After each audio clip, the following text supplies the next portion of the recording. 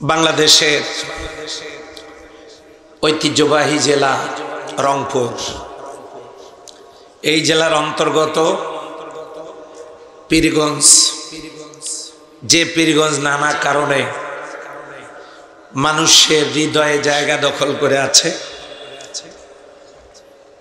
এই ঐতিহ্যবাহী পীরগঞ্জ উপজেলা সদরে অবস্থিত। 1975 সালে প্রতিষ্ঠিত পীরগঞ্জ ফাজিল মাদ্রাসা, এই পীরগঞ্জ ফাজিল ডিগ্রি মাদ্রাসা কর্তৃক আয়োজিত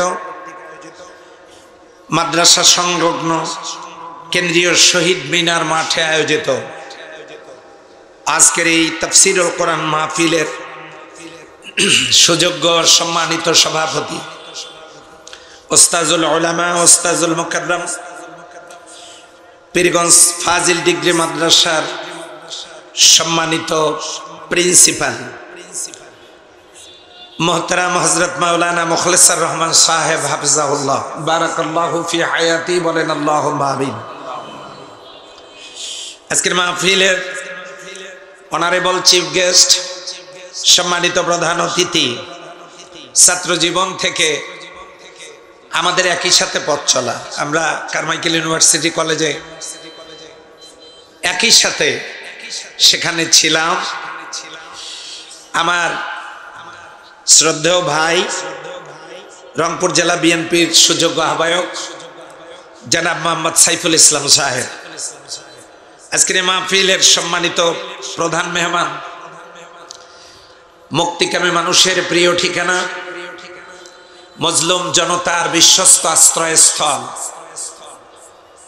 নিপীড়িত জনতার বলিষ্ঠ কণ্ঠস্বর বাংলাদেশ জামাত ইসলামী রংপুর জেলা শাখার সুযোগ্য সম্মানিত সেক্রেটারি, সর্বজন শ্রদ্ধেয় আলেম দ্বীন মোহতারাম হযরত মাওলানা আলহাজ AKM মোহতারাম আলহাজ হযরত মাওলানা এনামুল হক সাহেব হাফিজাহুল্লাহ, আজকের মাহফিলের সম্মানিত বিশেষ অতিথিবৃন্দ,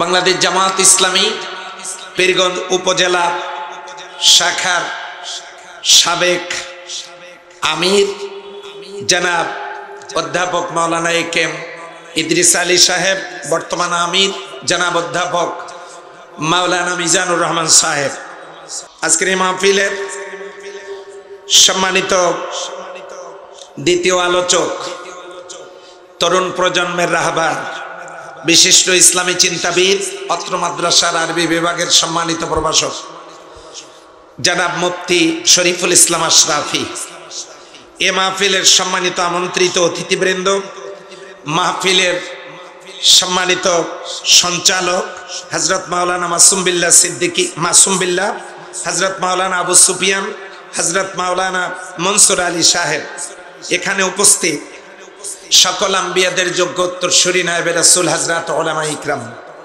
সম্মানিত অত্র মাদ্রাসার সুযোগ্য আসাতাজা ইকরাম, সম্মানিত প্রভাষক প্রভাষিকা বৃন্দ, মহিলা প্যান্ডেলে দায়িত্ব পালনরত আমাদের সম্মানিতা অত্র মাদ্রাসার প্রভাষিকা এবং শিক্ষিকা বৃন্দ যারা দায়িত্ব পালন করছেন, আমার প্রিয় ছাত্র ছাত্রী যারা স্বেচ্ছাসেবক সেবিকায় নিয়োজিত, সুপ্রিয় উপস্থিতি, আমি সকলকে হৃদয়ের গভীর কানন থেকে আরো একবার সশ্রদ্ধ সালাম অভিনন্দন জ্ঞাপন করছি। আসসালামু আলাইকুম ওয়া রাহমাতুল্লাহি তাআলা ওয়া বারাকাতুহু। আল্লাহ পাকের দরবারে লাখো কোটি সুজুদ ও শুকরিয়া পেশ করছি যে মনিব সুদীর্ঘ 15টি বছর পর আমি আমার জীবনেও পীরগঞ্জ এই বন্দরে কখনো তাফসীর মাহফিল করতে পারি নাই। বিভিন্ন প্রোগ্রাম করেছি, কিন্তু এইভাবে আলোচনা করার সুযোগ আমার জীবনে হয়নি 29 বছরের ভিতরে। আজকে যে মনিব এই সুযোগ দান করলেন, সেই মনিবের দরবারে শুকরিয়া আদায় কি ধীরে হবে না জোরে? কেমনে জোরে হবে বলেন দেখি? আলহামদুলিল্লাহ। হয় নাই? যুবক কারা হাত তোলেন? এক হাত তুললে যুবক থেকে পদত্যাগ করেন। দুই হাত তোলার শক্তিও যাদের নাই তারা যুবক হইল কেমনে? কালিমাতুশ শুকর আদা করি, সবাই বলেন আলহামদুলিল্লাহ। রব্বানা লাকাল হামদ হামদান কাসীরান তাইয়্যিবান মুবারাকান ফীহি। সম্মানিত ভাইরা, আপনারা হয়তো মনে করবেন এই তাফসীর মাহফিলগুলো কেন, কি জন্য? এই তাফসীর মাহফিলগুলো এই জন্য, আল্লাহ বলেছেন ওয়া আনসালনা ইলাইকা যিকরা লিতুবাইয়িনা লিন-নাস। ওগো নবীজি, আপনার উপরে যে কিতাব অবতীর্ণ হয়েছে, আপনি এইটা ব্যাখ্যা বিশ্লেষণ করে জনগণের সামনে বর্ণনা করুন। আওয়াজ দিয়ে বলেন আল্লাহু আকবার। তাফসীর মাহফিল করা লাগতো না। স্কুল, কলেজ, বিশ্ববিদ্যালয়গুলোতে কোরআন এবং হাদিস যদি বাধ্যতামূলক করা হতো, কোরআন হাদিসের সিলেবাস যদি বাধ্যতামূলক করা হতো, তাহলে এক দিক থেকে একজন ছাত্র যেমন ধর্মীয় অনুভূতি নিয়ে গড়ে উঠত, বেড়ে উঠত, অন্য দিক থেকে দেশ পরিচালনার যোগ্য নাগরিক হতো। কথা বলেন ঠিক কিনা? বিশ্ববিদ্যালয় থেকে ডিগ্রি নিয়ে আসার পরে হুজুরদেরকে ডাকিয়া বাবা মার জানাজা করানোর ইমামতি করানো লাগে। সন্তান হওয়ার পরেও লক্ষ টাকা খরচ করে যে পিতামাতা আমাদেরকে শিক্ষিত করে তুলেছেন, সেই পিতামাতার জানাজাটা পর্যন্ত আমরা পড়তে পারি না। অন্য দিক থেকে আমরা পারি না সমাজের ন্যাচারাল লিডার হিসেবে ধর্মীয় দায়িত্বগুলো পালন করতে। এটি যদি মাদ্রাসা থেকে শিক্ষিত হওয়া যায়, তাহলে এক দিক থেকে যেমন দেশ পরিচালনার যোগ্য নাগরিক হতে পারবে। আমি বলছি না স্কুল, কলেজ, ইউনিভার্সিটি থেকে যোগ্য নাগরিক তৈরি হয় না। আমি বলতে চাচ্ছি এই কথাটা, এক দিক থেকে যেমন শরীয়তের জ্ঞান, ইসলামের জ্ঞান অন্বেষণ হবে, অন্য দিক থেকে দেশ পরিচালনার যোগ্য নাগরিক হওয়া সম্ভব হবে। কথা বলেন ঠিক কিনা?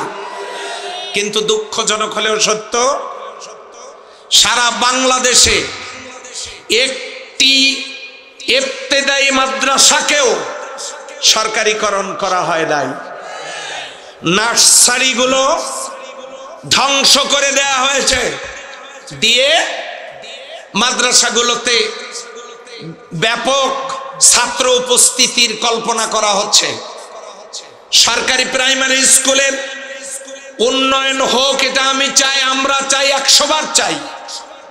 সরকারি স্কুলগুলোতে সরকারের যে অনুদান বরাদ্দ, এর 100 ভাগের 1 ভাগ বরাদ্দ যদি ইবতেদায়ী মাদ্রাসাগুলোতে হতো, তাহলে জাতি গঠনের গুরুত্বপূর্ণ ভূমিকা মাদ্রাসাগুলোও রাখতে পারত। কথা বলেন ঠিক কিনা? মাদ্রাসায় যারা পড়াশোনা করে আসলে মনে করবার কোনো সুযোগ নাই যে তারা মেধাবী না। আমি আমার মাদ্রাসার কথাই বলবো। এই মাদ্রাসায় এখানকার ছাত্র ছাত্রীরা, আপনারা খোঁজ নেন বাংলাদেশের সকল বিশ্ববিদ্যালয়ে এই মাদ্রাসার ছাত্র ছাত্রীরা পড়াশোনা করে, কমপক্ষে একজন হলেও আছে। ঢাকা বিশ্ববিদ্যালয়ে, রাজশাহী বিশ্ববিদ্যালয়ে, দেশের বড় বড় বিশ্ববিদ্যালয়গুলোতে পীরগঞ্জ ফাজিল মাদ্রাসার ছাত্র ছাত্রীরা সেখানে স্থান করে নিয়েছে। শুধু তাই না, এই মাদ্রাসার ছাত্রী সবেমাত্র এমবিবিএস পাস করে মেডিকেল থেকে এমবিবিএস ডাক্তার হলো এখানকার ছাত্রী। তাহলে আমি জিজ্ঞাসা করতে চাই, আপনি ডাক্তার বানাতে চান, প্রফেসর বানাতে চান, বিশ্ববিদ্যালয়ে পড়াতে চান, আপনি দেশের একজন যোগ্য নাগরিকের ভূমিকায় সন্তানকে নিয়ে যেতে চান, আপনি মাদ্রাসাগুলোতে আপনার সন্তানগুলো, নাতিপুতুকে দিয়ে আপনি একদিক থেকে জানাজা করার জন্য খয়রাত করা ব্যক্তি লাগবে না, পক্ষান্তরে অন্যান্য দেশ সমাজ গঠনের জন্য কাজ করতেও অসুবিধা হবে না। এমন একটি প্রতিষ্ঠান পীরগঞ্জ ফাজিল মাদ্রাসা, বলেন আলহামদুলিল্লাহ। সেই মাদ্রাসা উদ্যোগ নিয়েছে যে আমরা একটি তাফসীর মাহফিল করব। এই বাংলাদেশ 1000 বছরের সাম্প্রদায়িক সম্প্রীতির দেশ। এর যদি বাস্তবতা আপনারা নিজের চোখে দেখতে চান, পীরগঞ্জে এসে দেখেন। পীরগঞ্জের সবচাইতে বড় পূজা মণ্ডপ আমাদের মাদ্রাসার দেয়ালের সাথে। বছরের পর বছর এই পূজা এখানে উদযাপিত হচ্ছে। কোন রকমের বিশৃঙ্খলতা, কোন রকমের অঘটন কখনো কোনো দিন কোনো অবস্থাতে কোনো সময় এখানে ঘটেনি। সম্প্রীতির দেশ বাংলাদেশ, সম্প্রীতির এলাকা আমার পীরগঞ্জ, যেখানে ধর্মীয় উন্মাদনা নেই, নেই কোনো সহিংসতা। এখানে দলমত নির্বিশেষে এই মাহফিলে আওয়ামী লীগ, বিএনপির নেতৃবৃন্দ তো মঞ্চে বসা, মাহফিলের চতুর্পাশে আওয়ামী লীগের বিভিন্ন নেতৃবৃন্দ তারা মাহফিল শুনছেন, অন্যান্য দলের নেতৃবৃন্দ মাহফিল শুনছেন। আমরা সকলেই এখনো একসাথে বসে চা পান করতে পারি। এতটাই সম্প্রীতির পীরগঞ্জ আমাদের পীরগঞ্জ, আলহামদুলিল্লাহ। সেই পীরগঞ্জ মাদ্রাসায় উপজেলা সদরে এই প্রতিষ্ঠানটি, কখনো কোনোদিন আমরা এখানে মাহফিল করতে পারি নাই। আজকে আমরা এই মাহফিলের আয়োজন করেছি। আমাদের উদ্দেশ্য এই মাদ্রাসা থেকে, এই মাহফিল থেকে আমরা আল্লাহর কোরআন শুনবো। ওই বাদামালাকে ওখানে বসায় দেন, ও যেন ওখান থেকে আর উঠতে না পারে। বসায় দেন। জি সম্মানিত ভাইয়েরা, আমরা কি শেষ পর্যন্ত থাকতে রাজি আছি ইনশাআল্লাহ? তাহলে আমরা ভূমিকায় বেশি কথা না বলে মূল আলোচনায় ফিরে যেতে চাই। রাজি আছি? সবাই পড়ে নেয়, আওয়াজ পাচ্ছি না। রাজি আছি? সবাই পড়ুন। আউযু বিল্লাহি মিনাশ শাইতানির রাজিম। বিসমিল্লাহির রাহমানির রহিম। বিতাড়িত মুরতাদ শয়তান থেকে আল্লাহর দরবারে আত্মরক্ষা করছি। দয়াময় আল্লাহর নামে শুরু করছি। সূরা হামিম আস-সিজদা। মনে থাকবে কোন সূরা? বলে, এটা আমাদের পৌরসভার কোরআনে আছে। সূরা হামিম আস-সিজদা। নবী করিম সাল্লাল্লাহু আলাইহি ওয়াসাল্লামের বাক্যী জীবনে এই সূরাটা অবতীর্ণ। মোট আয়াত 54, রুকু 6টা। তেলাওয়াত করেছি একটি মাত্র আয়াত, আয়াতের নাম্বার 33। আওয়াজ দিয়ে বলেন আল্লাহু আকবার। কোন সূরার 33 নম্বর আয়াত? আয়াতের নাম্বার 30। কোন সূরার 30 নম্বর আয়াত? সূরা হামিম আস-সিজদার 30 নম্বর আয়াত। কেন আমি তেলাওয়াত করলাম? এটা করার কি দরকার? আল্লাহ রাব্বুল আলামিন বলছেন, ইন্নাল্লাযীনা ক্বালু রাব্বুনাল্লাহ। ইন্না নিশ্চয়ই, আল্লাযীনা যে বা যারা, ক্বালু বলিয়াছিল, বলতেছে এবং বলবে, রব্বুনাল্লাহ আল্লাহ আমার রব। আস্তে করে বলেন, আল্লাহ আমার কি? ইন্নাল্লাযীনা ক্বালু রাব্বুনাল্লাহ, যে বা যারা বলবে আল্লাহ আমার রব, নিশ্চয়ই যারা বলবে আল্লাহ আমার রব। সুম্মা ইসতাকামু, এই কথাটার উপরে ইস্তেকামাত থাকবে, অনড় থাকবে, অবিচল থাকবে, অটুট থাকবে, স্থির থাকবে। আল্লাহ বলছেন এমন লোকদের ব্যাপারে তাতানাজ্জালু আলাইহিমুল মালায়েকা, প্রয়োজন যদি হয় আমি তাদের জন্য আসমান থেকে ফেরেশতা নাজিল করব। সুবহানাল্লাহ। কালকে বাড়িতে গিয়ে দরজা দিয়ে বলেন, কেমন? আওয়াজ দিয়ে বলেন সুবহানাল্লাহ। যারা বলবে আল্লাহ আমার রব, এই কথার উপরে ইস্তেকামাত থাকতে পারবে। আল্লাহ বলেন তাতানাজ্জালু আলাইহিমুল মালায়েকা, আমি ফেরেশতা নাজিল করব তাদের জন্য। তারা নাজিল হওয়ার পর বলবে, আল্লাহ তাখাফু, তোমরা ভয় করো না, ওয়ালা তাহজানু, চিন্তা করো না, ওয়া আবশিরু বিল জান্নাতিল্লাতী কুনতুম তুআদুন, সেই জান্নাতের সুসংবাদ গ্রহণ করো যে জান্নাতের ওয়াদা আল্লাহ তোমাদের সাথে করেছেন। আওয়াজ দিয়ে বলেন আল্লাহু আকবার। শব্দ কয়টা? একটা, রব্বুনাল্লাহ, আল্লাহ আমার কি? এই কথাটা মুখ দিয়ে বের করার পর এইটার উপরে যদি ইস্তেকামাত থাকা যায় তাহলে আল্লাহ তাআলা প্রয়োজনে ফেরেশতা নাজিল করবেন। কোন সময় করবেন শোনেন। আমি সেলিম ভাইয়ের সাথে দেখা করেছি। সেলিম ভাই একটু মেহমানকে, সদী সাহেব যাবেন নাকি? হ্যাঁ হ্যাঁ, আপনারা বসে থাকলেও তো কাজ কম হবে। যান, ঠিক আছে ঠিক আছে ভাই, আপনারা যাবেন নাকি? একটা তাকবীর দেন দেখি, দু হাত তুলে।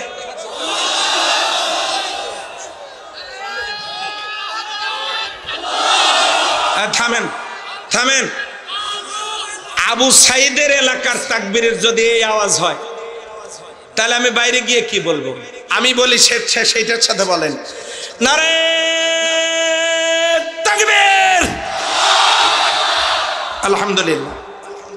সম্মানিত ভাইরা, ওই রবের দাসত্ব করো যিনি তোমাদেরকে সৃষ্টি করেছেন। আর সৃষ্টিটা করলেন কিভাবে দেখেন, হাতের দিকে তাকায় দেখেন আমাদের স্রষ্টাকে। এই যে পানির বোতলে কোম্পানির নাম লেখা আছে, এই ঘড়িতে কোম্পানির নাম লেখা, মোবাইলে কোম্পানির নাম লেখা আছে, ক্যামেরাতে কোম্পানির নাম লেখা আছে। মানুষ প্রশ্ন করতে পারে আমরা কোন কোম্পানির? আল্লাহ যেন বুঝাচ্ছেন হাতের দিকে তাকায় দেখো তুমি কোন কোম্পানির। আলিফ লাম লাম হা, আল্লাহ। আলিফ আলাদা, লাম লাম একখানে, খাড়া আলিফ দেওয়ার কারণে আল্লাহ শব্দের মাঝখানটা যেমন উঁচু, বৃদ্ধা মাঝখানের আঙ্গুলটা উঁচু, হার তলপেটটা যেমন মোটা, আল্লাহ বৃদ্ধাঙ্গুলিটাকে মোটা বানায় দিয়েছেন। বিশ্বাস না হয় হাতের মধ্যে পানি নিয়ে টেবিলের উপরে সাপ দিয়ে দেখেন আমার আল্লাহর নাম লেখা হয়ে গেছে। আওয়াজ দিয়ে বলেন সুবহানাল্লাহ। বাম হাতটাকে আল্লাহ উল্টা বানায় দিলেন। এই হাত দিয়ে সাপ দিলে আল্লাহ হবে না, কারণ ডান হাত দিয়ে খাবেন, বাম হাত দিয়ে একটা কাম আছে না নাই? কাল সকালে বুঝবেন, আজকে যদি নাও বোঝেন। যেহেতু বাম হাতের একটা কাজ আছে, আল্লাহ বাম হাতটাকে উল্টা বানায় দিয়েছেন। এই হাতটা আবার উল্টায় নেন, নিয়ে আপনি এইটার উপরে বসায় দেন, দেখেন খাপে খাপে মিলে গেছে। কারণ এই পাশ দিয়ে কেউ ওই কাজ করে না। সুবহানাল্লাহ বলবেন না? আল্লাহ আমাদের স্রষ্টা। আল্লাহ রাব্বুল আলামিন বলেন কাইফা তাকফুরুনা বিল্লাহি ওয়া কুনতুম আমওয়াত ফাআহইয়াকুম সুম্মা ইউমীতুকুম সুম্মা ইউহয়ীকুম সুম্মা ইলাইহি তুরজাউন। ওই আল্লাহকে কেমনে অস্বীকার করবে? তোমরা মৃত্যু ছেলে, তিনি তোমাদেরকে জীবন দান করেছেন মায়ের পেটে। আমরা মৃত্যু ছিলাম, অস্তিত্ব ছিল না, আল্লাহ আমাদেরকে জীবন দান করেছেন। সুবহানাল্লাহ বলবেন না? তাহলে রব শব্দের প্রথম অর্থ কি? এদিকে আওয়াজ নাই। কি? রব শব্দের প্রথম অর্থ স্রষ্টা। আমাদের সৃষ্টি করেছেন কে? নাস্তিকরা, কমিউনিস্টরা এগুলোর মানে না। ওরা বলে স্রষ্টা বলতে কিছু নাই, প্রকৃতি এমনি এমনি চলছে, আনসিন ইজ নাথিং, অদৃশ্য বস্তুর কোনো অস্তিত্ব নাই, তাদের যুক্তি। আমি জিজ্ঞাসা করতে চাই, বাতাস কি দেখা যায়? বাতাসের অস্তিত্ব আছে না নাই? আছে। সূর্যের তাপ কি দেখা যায়? তার অস্তিত্ব আছে না নাই? গায়ের জ্বর মাথা ব্যথা কি দেখা যায়? সেটার অস্তিত্ব আছে না নাই? পেট ব্যথা কি দেখা যায়? অস্তিত্ব আছে না নাই? এত কিছু না দেখে যদি বিশ্বাস করা যায়, বিষাক্ত সাপ সবল দিলে আমি মারা যাব, সাপের বিষ আছে, এটা না দেখে যদি বিশ্বাস করা যায়, কপাল পোড়ারাই শুধু বিশ্বাস করে যে আল্লাহ নাই। আমরা বিশ্বাস করি আল্লাহ আছে না নাই? হুয়াল হাইয়ুল কাইয়ুম, তিনি চিরঞ্জীব, তিনি আমাদেরকে সৃষ্টি করেছেন। আওয়াজ দিয়ে বলেন আল্লাহু আকবার। রব শব্দের প্রথম অর্থ স্রষ্টা। রব শব্দের দ্বিতীয় অর্থ রিজিক দাতা। কি দাতা? রিজিক দাতা। কেমন রিজিক দাতা? ইন্না রাব্বি ইয়াবসুতুর রিজকা লিমান ইয়াশা। তিনি তো সেই রব যাকে ইচ্ছা অপরিমিত রিজিক দান করেছেন। মায়ের পেট থেকে যে আসার পরে স্তন থেকে যে দুধ আমরা পান করেছি, মায়ের স্তন থেকে প্রায় 7.5 মণ দুধ আমরা পান করেছি। মায়ের স্তন থেকে আমরা যখন দুধ পান করি, স্তনের দুধের রাস্তায় একটা ছিদ্র আল্লাহ দিতে পারতেন। কোন অসুখ বিসুখের কারণে ওই ছিদ্রটা যদি বন্ধ হয়ে যেত, বাচ্চা দুধ অভাবে মারা যেত, দুধ পেত না। সামান্য একটা জায়গার ভিতরে, দুধ পান করার জায়গাটার ভিতরে আমার আল্লাহ 32টা ছিদ্রের ব্যবস্থা করে দিয়েছেন। চিল্লায়া বলেন সুবহানাল্লাহ। আল্লাহ আমাদেরকে খাওয়ালেন মায়ের পেটে নাভি দিয়া, দুনিয়াতে এসে খাওয়াচ্ছেন, মায়ের স্তন থেকে দুধ পান করাচ্ছেন। আর একটু বড় হলো, কি খাবেন? ভাত ব্যবস্থা আছে, খাবেন না রুটি, সে ব্যবস্থা আছে। গোশত খাবেন, 34 রকমের গোশত হালাল। মাছ খাবেন, 450 রকমের মাছ হালাল। মাছ গোশত খাবেন না, সবজি খাবেন, অগণিত সবজি গোটা পৃথিবীতে। সবজি খাবেন না, ডিম খাবেন, কয়েক প্রকারের ডিম হালাল। ডিম খাবেন না, ডাল খাবেন, কয়েক রকমের ডাল হালাল। ডাল খাবেন না, ফল খাবেন, হাজারো রকমের ফল হালাল। ফল খাবেন না, দুধ খাবেন, কয়েক রকমের দুধ হালাল। এগুলা কোনোটাই খাবেন না। তো পানি খাবেন, পানিও খেতে চাই না। কেন? পানির মধ্যেও মিনারেল ওয়াটারের ভিতরেও ভেজাল থাকতে পারে। আল্লাহ বলেন, বান্দারে পানি তো খাওয়া লাগবে। যদি দুনিয়ার পানিতে ভেজাল আছে বলে মনে করো, বোতলের পানি, মিনারেল ওয়াটার তোমার যদি বিশুদ্ধ মনে না হয়, তাহলে আমি আল্লাহ আমার কুদরত দিয়ে নারিকেল গাছে ডাবের ভিতরে মিনারেল ওয়াটার আমার কুদরতি হাত দিয়ে বানায় রেখেছি। বান্দা, তুমি মনের সুখে পান করো। বলেন সুবহানাল্লাহ। খাবারের কি কোনো অভাব আমার আল্লাহ রেখেছেন? ভালো করে দেখেন, সৃষ্টি শুধু করেন নাই, ইন্না রাব্বি ইয়াবসুতুর রিজকা লিমান ইয়াশা, তিনি যাকে ইচ্ছা অপরিমিত রিজিক দান করেছেন। তিনি হলেন রিজিক দাতা। আমাদেরকে খাওয়ান কে? শুধু ভোটের আগে খাওয়ায় নেতারা সিঙ্গাড়া, বিস্কিট, চা, তাই তো? আসলে বলেন খাওয়ায় কে? আল্লাহ। এই যে মাঝখানে বছর 2 আগে একবার ভোট হইলো, এখানে মিছিল করতেছে এক লোক, খুবই চিল্লায়, খুব ক্লোজ। ডাক দিয়ে বললাম, ভাই আমরা তো আর চিল্লাতে পারি না, আমাদের তো আর মিছিল টিছিল করা যায় না, তা আপনি এত জোরে চিল্লান কেন? জানটা তো বাঁচান লাগবে। কয় কাপ খাইছেন ভাই আজকে? আমাকে বললে, হুজুর দোয়া করেন, সারাদিনে 36 কাপ হবে। আমি বললাম, এগুলো কি নিজের টাকায় খাইছেন? তো দোয়া করেন, রিজিকের মালিক আল্লাহ। সম্মানিত ভাইয়েরা, আপনার বলেন তো, রিজিকের মালিক আসলে কে? আবার বলেন, আসলে কে? আল্লাহ। রব শব্দের 2 নম্বরের অর্থ রিজিক দাতা। রব শব্দের 3 নম্বরের অর্থ মাবুদ। আল্লাহ আগে সৃষ্টি করলেন, বানালেন, দুনিয়াতে আনলেন, 10 বছর পর্যন্ত বিনামূল্যে খাওয়ায়া লালন পালন করলেন। একটা সেজদাও আল্লাহকে না দিলে 10 বছরে আমলনামায় গুনাহ লেখা হবে না। 10 বছরের পহেলা ফজরে আমার আল্লাহ রব্বুল আলামিন ফেরেশতাদেরকে পাঠায় দেন। ফেরেশতারা বাচ্চার কানে কানে বলতে থাকে, ও বান্দা, ও আল্লাহর বান্দা, তুমি জানো না কি তোমাকে আল্লাহ কি জন্য বানাইছেন? তুমি জানো কিনা? ওই বাচ্চা কি বলবে? আল্লাহর ফেরেশতারা তাকে যেন জানায় দিলেন, ওয়ামা খালাকতুল জিন্না ওয়াল ইনসা ইল্লা লিয়াবুদুন।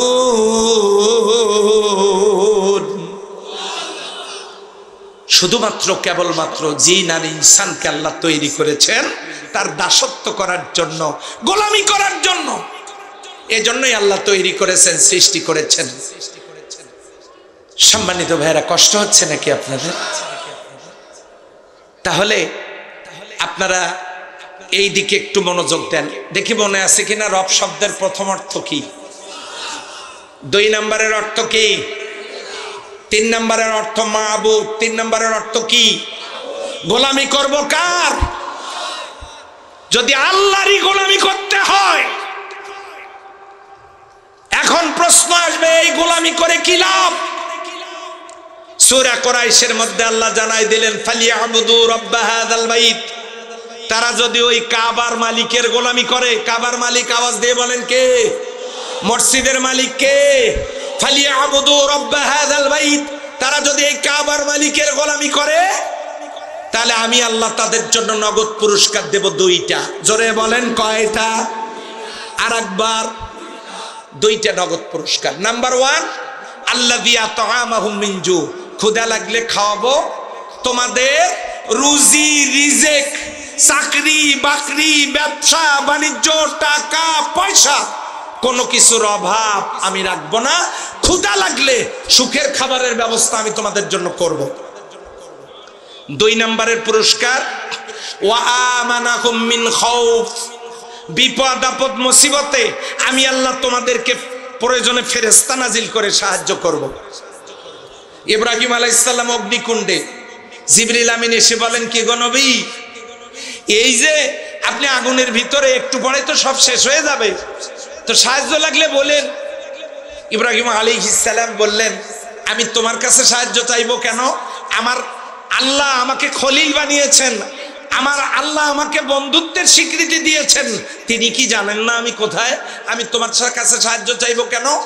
ইব্রাহিম আলাইহিস সালাম গিয়ে বললেন, আল্লাহ আপনার বান্দা আগুনের ভিতরে। আল্লাহ বলেন, আমি তো জানি, কিছু বলছে, সাহায্য করতে চাইছিলাম, তো আমার সাহায্য নেয় নাই, আপনি নাকি যথেষ্ট।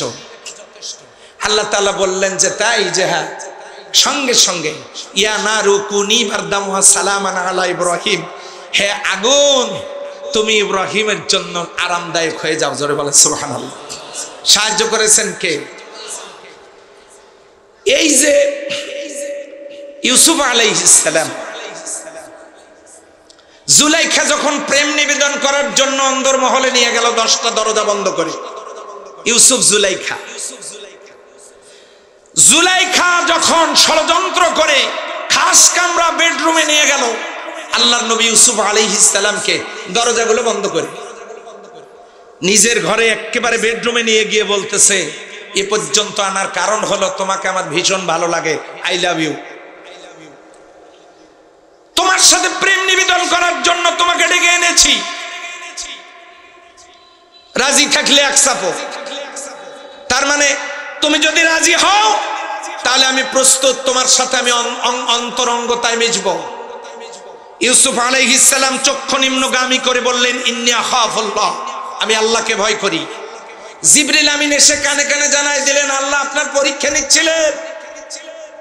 বিশ্ব সুন্দরী, প্যারাগন অফ বিউটি, এরকম একজন সুন্দরী মহিলা জুলাইখাকে তার খাস কামরায় একাকী পাওয়ার পর আপনি সেই পরীক্ষায় কতটুকু অটল অবিচল থেকে আপনি পরীক্ষায় উত্তীর্ণ হতে পারেন। আপনি যখন এই জায়গাতেও আল্লাহর ভয়ের কথা বলেছেন, তাহলে আর কোনো কথাই নাই, আপনি শুধু দৌড় দেবেন, দৌড় দেওয়ার দায়িত্ব আপনার। আর জুলাইখার 10টা ষড়যন্ত্রের বন্ধ দরজা খুলে দেওয়ার দায়িত্ব পালন করবেন আমার আল্লাহ। আল্লাহ তার ফেরেশতাদেরকে দিয়ে খোলার ব্যবস্থা করছেন না করেন নাই? ইউনূস আলাইহিস সালাম মাছের পেটে, সমুদ্রের তলদেশে মাছ, একটা মাছ তাকে গিলে ফেলেছে, সেই মাছটাকে আরেকটা মাছ গিলে ফেলেছে। ওখান থেকে তিনি বলছেন, লা ইলাহা ইল্লা আনতা সুবহানাকা ইন্নী কুনতু মিনাজ জালিমিন। এটা কোন দোয়া? বিপদে পড়লে দোয়া ইউনূস, আর দেশ বিপদে পড়লে ডক্টর ইউনূস, নাকি কি বলেন?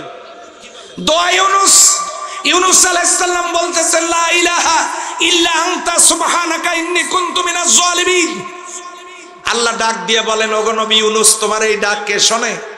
আমি আল্লাহ শুনেছি। ফাস্তাজাবনা লাহু ওয়া নাসাইনাহু, আমি শুধু শুনিই নাই, তোমাকে ওই বিপদ থেকে উদ্ধার করেছি। সুবহানাল্লাহ বলবেন না মনে হয়? তাহলে বিপদে পড়লে সাহায্য করবেন কে? আল্লাহ বলেছেন, তোমরা যদি আমার গোলাম হও, আমার দাসত্ব করো, নগদ পুরস্কার 2টা। 1, ক্ষুধা লাগলে খাওয়াবো, 2, বিপদে পড়লে উদ্ধার করব। সেই রবের গোলামি করার দরকার আছে না নাই? এখন প্রশ্ন হলো, সেই গোলামি হবে কোন জায়গায়? নামাজে? অবশ্যই নামাজ আপনি পড়বেন, কিন্তু আপনাকে ভাবতে হবে নবী করিম সাল্লাল্লাহু আলাইহি ওয়াসাল্লাম 17 ওয়াক্ত নামাজ জীবনে কেন কাজা করলেন? জীবনে 27টা যুদ্ধের নেতৃত্ব দিতে গিয়া তিনি ফরজ সালাত কাজা করে যুদ্ধ করে কোরআনের সমাজ কায়েম করেছেন। আওয়াজ দিয়ে বলেন কথা ঠিক কিনা? শুধু কি তাই? তিনি রোজা করেছেন মাত্র 8 বছর।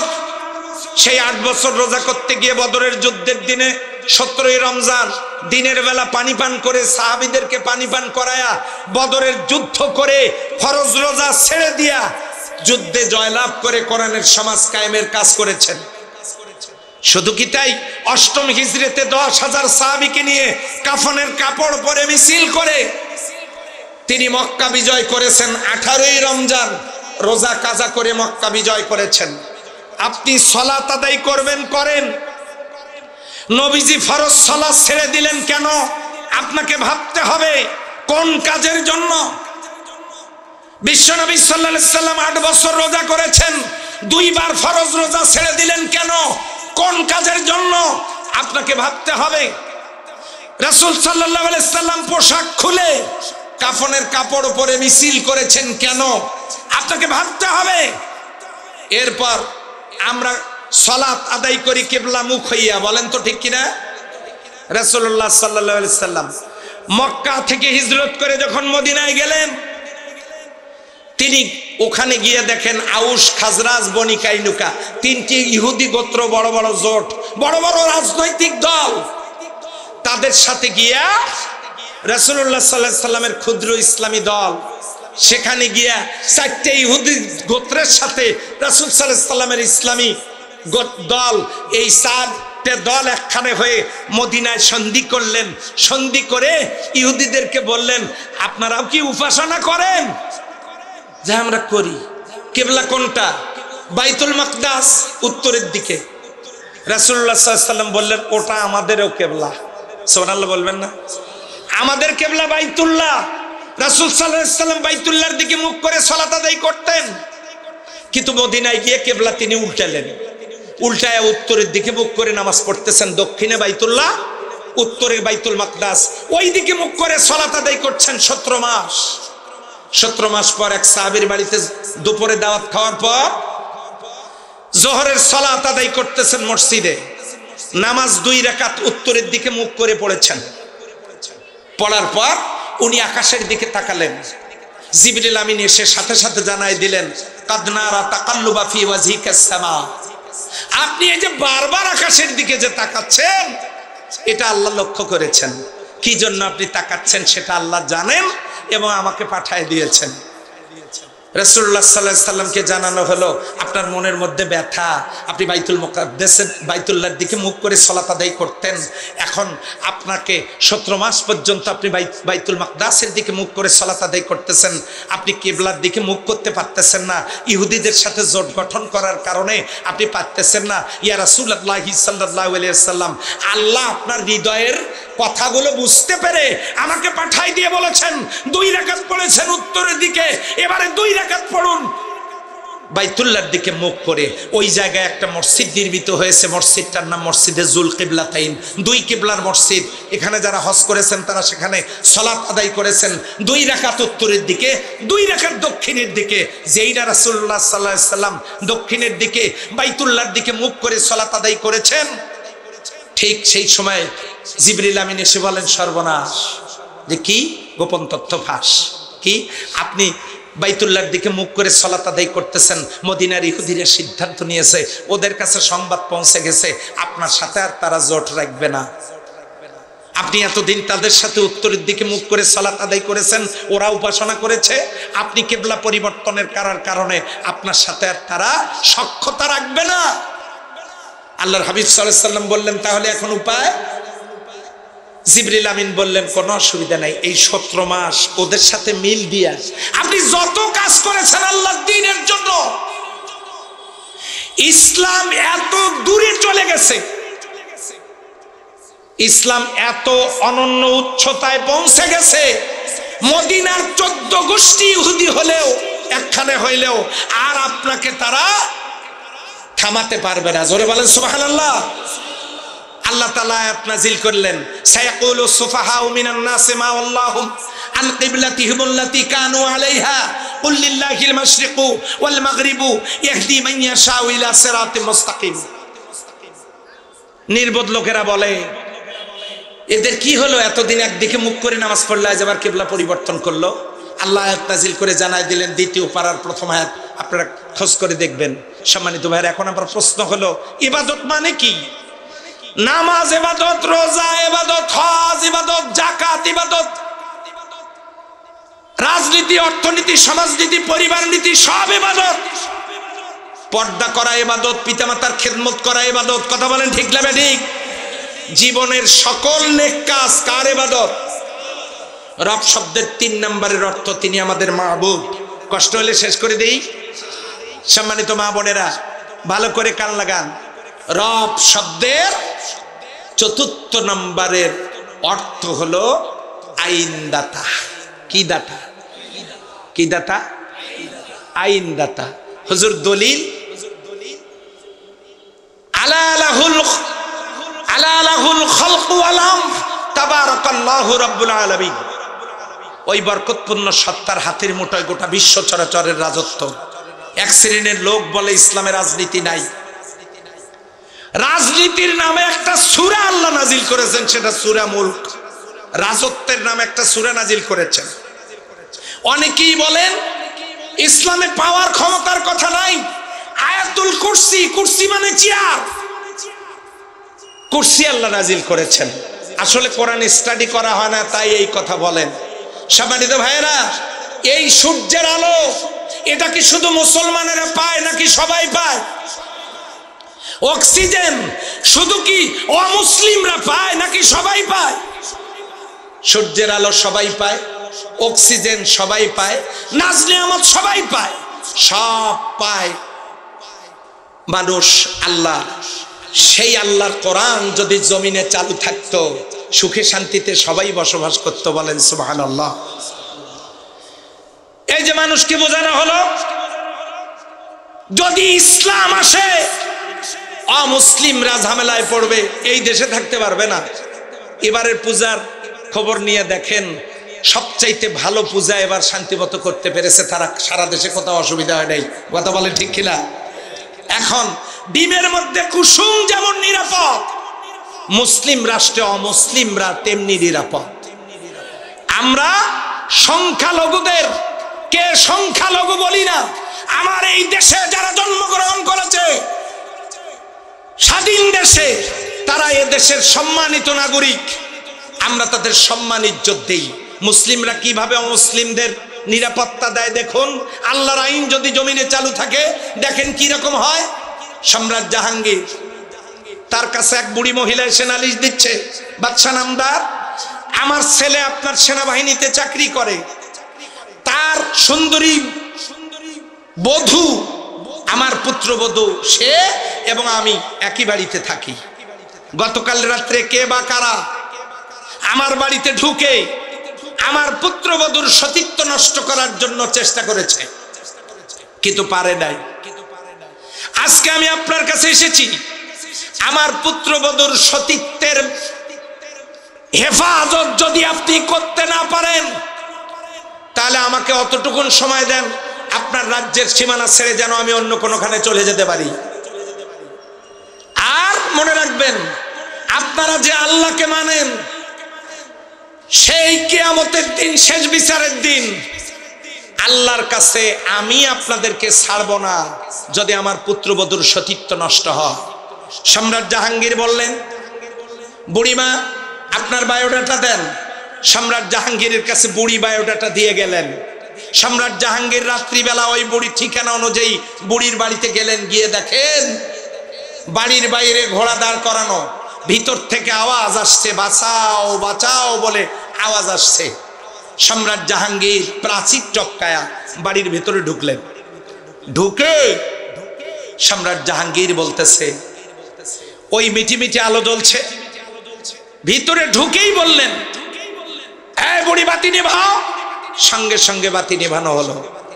এবারে সম্রাট জাহাঙ্গীর তরবারিটা কোষমুক্ত করলেন, করার পর ঘরের ভিতরে ঢুকলেন। ঢুকে ওই সুবুকের মাথার চুলগুলো ধরে পিছন দিক থেকে এমন জোরে কোপ মারলেন, বডি থেকে কল্লা আলাদা। ঘরের বাইরে এসে সম্রাট জাহাঙ্গীর বললেন, বাতি জ্বালাও। আলো জানানো হলো, ভালো করে পরীক্ষা করে দেখে বললেন আলহামদুলিল্লাহ। এই কথা বলার পর সম্রাট জাহাঙ্গীর বললেন, আমাকে এক গ্লাস পানি দাও। পানি পান করলেন। এবার নিজের পরিচয় দিয়ে বললেন, আমি সম্রাট জাহাঙ্গীর, তোমার পুত্রবধূকে নিয়ে আগামীকালকে আমার প্রাসাদে এসো। সম্রাট জাহাঙ্গীর যখন এই কথা বলে চলে গেলেন, পরের দিন সকালবেলা পুত্রবধূকে নিয়ে চলে গেলেন সম্রাটের প্রাসাদে। এবার সম্রাট বলছেন, বুড়িমা, কালকে তোমাকে বাতি নিভাতে বলেছিলাম, কেন জানো? কয়, না, তা তো জানি না। তাহলে নিভাইতে বলেছিলাম এই জন্য, আমার বাড়ির এত নিকটে আমার ছেলে ছাড়া এত জঘন্য কাজ কেউ করতে পারে না, সেই কারণে বাতি নিভাতে বলেছি। বাতি যখন নিভিয়েছো, এরপর ওর কল্লাটা দ্বিখণ্ডিত করেছি, বডি থেকে আলাদা করে দিয়েছি। বাতি জ্বালানোর পরে আমি আলহামদুলিল্লাহ বলি নাই যে হ্যাঁ, ভালো করে পরীক্ষা করে দেখি যে ছেলেটা আমার না। এরপরে পানি চাইছিলাম না, যে হ্যাঁ চাইছিলেন। গতকালকে যখন তুমি আমাকে বিচার দিয়েছিলে, আল্লাহর দরবারে তুমি আমাকে আসামির কাঠগড়ায় দাঁড় করাবে, তখন থেকে এই ঘটনার বিচার না করা পর্যন্ত আমি সম্রাট জাহাঙ্গীর এক ফোঁটা পানিও পান করি নাই। এরপর মাথার মুকুটটা খুলে অমুসলিম পুত্রবধূর পায়ের কাছে রেখে দিয়ে বলতেছে, বুড়িমা, আমার মাথার মুকুটের চাইতে তোমার পুত্রবধূর সতীত্বের মর্যাদা আমার আল্লাহর কাছে লক্ষ কোটি গুণ বেশি। ইসলামের আইন যদি চালু হয়ে যায়, সুদ থাকবে না, ঘুষ থাকবে না, জেনা থাকবে না, মানুষ খুন থাকবে না, অশ্লীলতা থাকবে না, নারী নির্যাতন থাকবে না। অমুসলিমরা নিরাপত্তা পাবে, কৃষকেরা নিরাপত্তা পাবে, ব্যবসায়ীরা নিরাপত্তা পাবে, মানুষে মানুষে বিশ্বাস জন্ম নেবে, দানবতার পরিবর্তে মানবতা সূচিত হবে। আল্লাহর বিধান যদি চালু হয়, এটা সবারই উপকারে লাগবে। সম্মানিত ভাইয়েরা, রব শব্দের ৪র্থ নম্বরের অর্থ হলো কি? দাতা। সেই রবের আইন চালু হোক, এটাকে আমরা চাই। কারা কারা চাই? হাত তুলে দেখা। আলহামদুলিল্লাহ। ইন্নাল্লাযীনা ক্বালু রাব্বুনাল্লাহ, যারা বলবে আল্লাহ আমার রব, স্রষ্টা, রিজিক দাতা, মাবুদ, এরপরে আইন দাতা। রব শব্দের ৫ম নম্বরের অর্থটা বলেই শেষ করে দেব নাকি? দেব? শুনবেন না? শুনবেন তো। সম্মানিত ভাইয়েরা, সরকার এই মাদ্রাসায় শিক্ষকদের বেতন দেয়, কিন্তু মাহফিল করার টাকা দেয় না। আমরা একটা উদ্যোগ গ্রহণ করেছি এই মাহফিলটার জন্য। আমি বক্তা, আমাকে ১ টাকাও দেওয়া লাগবে না। পীরগঞ্জে কথাগুলো রেকর্ড হচ্ছে, আবার এটা শুনলে বাইরের লোকেরাও দিবে না। কথা ঠিক কিনা? এখানে কোনো টাকা পয়সা দেওয়া লাগবে না। আমি নিজে ব্যক্তিগতভাবে এই মাহফিলের জন্য ১০,০০০ টাকা দিলাম। এখন আপনারা একটু বলেন তো, উঠবেন না কেউ? আমার একটা পয়েন্ট আছে, আমি শেষ করব। কে আছেন এই মাহফিলের খরচের জন্য আপনারা সহযোগিতা করবেন? হাত তোলেন দেখি। আলহামদুলিল্লাহ। কে? চাচা রমজান আলী তালুকদার চাচা। কয় হাজার? ১,০০০। আর কে? কি নাম? আজহার আলী মাস্টার সাহেব ১,০০০। জাহের আলী মাস্টার সাহেব ১,০০০। আর হ্যাঁ, ও এই মাদ্রাসারই সাবেক ছাত্র জাইদুল ভাই ১,০০০। আর কে আছেন? হাত তোলেন। কে? রুহুল আমিন। উনি এক মাদ্রাসার শিক্ষক, আমার অত্যন্ত প্রিয় মানুষ। কত? ১,০০০। আর কে? কি নাম? দেখেন তো, দেখা যায় না। ও সাংবাদিক বিলু, আমার প্রিয় ভাই ১,০০০। হ্যাঁ, আমার প্রিয় ভাই বিলু ১,০০০। আর কে আছেন বলেন? নাম কিন্তু সবারই মোটামুটি জানি। এইদিকে যারা বসে আছেন বলেন না হয় আমি ডাইরেক্ট বলবো। এখানে আমাদের খরচ হয়েছে প্রায় লাখখানেক টাকা। ১০০ জন লোক ১,০০০ করে দিলে হয়ে যাবে। তার তো ১০,০০০ আমি দিলাম, আর ৯০ তো ৯০ জন দিয়ে দেন। আচ্ছা ঠিক আছে, সেটা যদি না দেন, কোরআনের সূরা কয়টা? হ্যাঁ, ১১৪টা। তাহলে প্রত্যেক সূরার জন্য 1000 করে দেন, দেখি টাকা ওঠে না ওঠে না। কে আছেন বলেন? সম্মানিত ভাইরা, ওই যে উনি উঠলেন কেন? অনেক ধরেন, বসেন। ভাই আমি আমার জন্য বলিনি, এই মাহফিলটা এখানে কিয়ামত পর্যন্ত চালু থাক, আমরা কি চাই? এটা দরকার আছে। স্টার জলসা সব শেষ করে দিল, জি বাংলা সব শেষ করে দিল, কোরআনের আলোচনা হয় না। এটা চালু থাক, এই জন্য এই সাদাকাতুজ জারিয়ার কাজটা চালু থাক। এই জন্য আপনাদেরকে সহযোগিতা করতে হবে। আমার ছাত্র মহিলা প্যান্ডেলে যে সমস্ত ছাত্রীরা আছেন, আমার প্রিয় ছাত্রীরা শিক্ষিকাদের নির্দেশ করবে, তারা ব্যাগ নিয়ে মহিলা প্যান্ডেলে আপনারা ঢুকে পড়ুন। আর পুরুষ প্যান্ডেলের ছাত্ররা কই? ব্যাগ দেওয়া হয়েছে কিনা তাদেরকে? ছাত্ররা কই? তোমরা ঢুকে পড়ো। ভাইরা হাত তোলেন তো, পকেটে টাকা আছে কার কার? কোরআনের মাহফিলে টাকা দিতে পারে তারা, যারা সৌভাগ্যবান। আল্লাহ পকেটে টাকা থেকে হাত তোলে নাই কারা? সোজা সোজা সোজা সোজা, লিল্লাহে তাকবীর, আলহামদুলিল্লাহ। আমার এই মাদ্রাসার শিক্ষকেরা অক্লান্ত পরিশ্রম করে এই মাহফিলের ইন্তজাম করেছেন, আলহামদুলিল্লাহ বলেন। আজ থেকে বহু বছর পূর্বে 1975 সালে কে? ডাক্তার মমিন আকন্দ, নগদ 500 টাকা। এই মাদ্রাসা যারা প্রতিষ্ঠা করেছেন, আমার শ্রদ্ধেয় নানা মরহুম জসিমউদ্দিন মন্ডল সাহেব, আল্লাহ তার কবরটাকে জান্নাতের টুকরায় পরিণত করে দিক, সবাই বলি আমিন। এই মাদ্রাসা প্রতিষ্ঠা করেছেন বিশিষ্ট রাজনীতিবিদ, সমাজসেবক, পীরগঞ্জের সর্বজন শ্রদ্ধেয় ব্যক্তিত্ব জনাব কাজী আব্দুল হালিম সাহেব, আল্লাহ তাকে মাফ করে দিক, সবাই বলে আমিন। এই মাদ্রাসা প্রতিষ্ঠা লগ্নে যিনি অক্লান্ত পরিশ্রম করেছেন, তিনি মরহুম মফিজ উদ্দিন মন্ডল সাহেব, আল্লাহ তার কবরটাকে নূরে মুনাব্বার করে দিন, সবাই বলে আমিন। এই মাদ্রাসা প্রতিষ্ঠায় যিনি অক্লান্ত পরিশ্রম করেছেন, মরহুম মাস্টার সাকাওয়াত হোসেন সাহেব, আল্লাহ তাকে মাফ করে দিয়ে কবরটাকে জান্নাতের টুকরায় পরিণত করে দিক, সবাই বলেন আমিন। সম্মানিত ভাইয়েরা, আমি কিন্তু মাহফিল শেষ করি নাই। দয়া করে কেউ উঠবেন না এবং দয়া করে কেউ শৃঙ্খলা নষ্ট করবেন না। আপনারা টাকা না দিলেও আমরা জোর করে নিব না। আপনারা মেহেরবানি করে এই মাহফিলের খরচের জন্য শরীক হবেন, আমি আশা করি। জি, আল্লাহুম্মা সাল্লি আলাইহি আল্লাহুম্মা বারিক আলাইহি। এই মাদ্রাসার জন্য, প্রতিষ্ঠার জন্য অনেকেই কাজ করেছেন, যাদেরকে আমরা কৃতজ্ঞ চিত্তে স্মরণ করছি। আল্লাহ তাআলা তাদের খেদমতকে কবুল করুন, সবাই বলে আমিন। সম্মানিত ভাইয়েরা, রব শব্দের অর্থ কয়টা? আমি আলোচনা শেষ করে দিচ্ছি। কয়টা? 1 নাম্বার মুখস্থ করব, 1 নাম্বারে, 2 নাম্বারে, 3 নাম্বারে মাবুদ। ইবাদত করব কার? ইবাদত কি এক জায়গায় না সব জায়গায়? বাস। 4 নাম্বারে আইনদাতা, আইন মানব কার? আপনার বাড়ির কবুতরটা 50 কিলোমিটার দূরে যায় রুজি রিজেকের সন্ধানে, বিকেলবেলা বাড়িতে ফিরে আসে, কার আইন মেনে? হাঁস মুরগিগুলো সকালবেলা ছেড়ে দেন, মালিকের বাড়ি থেকে বেরিয়ে যায়, বিকেলবেলা মিস কল দেয়া লাগে না, মালিকের বাড়িতে ফিরে আসে, কার আইন মেনে? তাহলে পশু পাখি কীট পতঙ্গ তৃণলতা সবাই আল্লাহর আইন মানে, আরামে আছে, শান্তিতে আছে।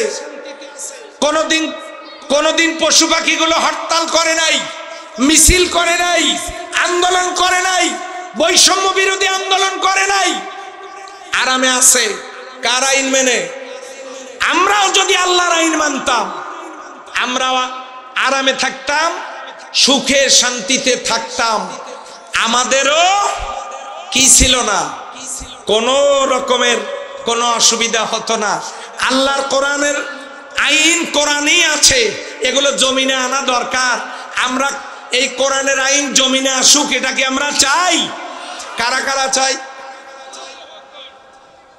আল্লাহ কবুল করুন, সবাই বলেন আমিন। এখন দেখেন মা বোনেরা, আলহাজ সুলাইমান একসাথে কাবা তওয়াফ করেছি, একসাথে হজ করেছি। সুলাইমান হাজী সাহেব 1000 টাকা। আল্লাহুম্মা সাল্লি আলাই আল্লাহুম্মা বারিক আলাই। আল্লাহ সকলের দানকে কবুল করুন, সবাই বলে আমিন। গোলাম রব্বানী সাহেব বিশিষ্ট বস্ত্র ব্যবসায়ী 1000 টাকা। গোলাম রব্বানী সাহেব লেখেন, মাসুমিল্লাহ সাহেব লেখেন, গোলাম রব্বানী সাহেব 1000 টাকা।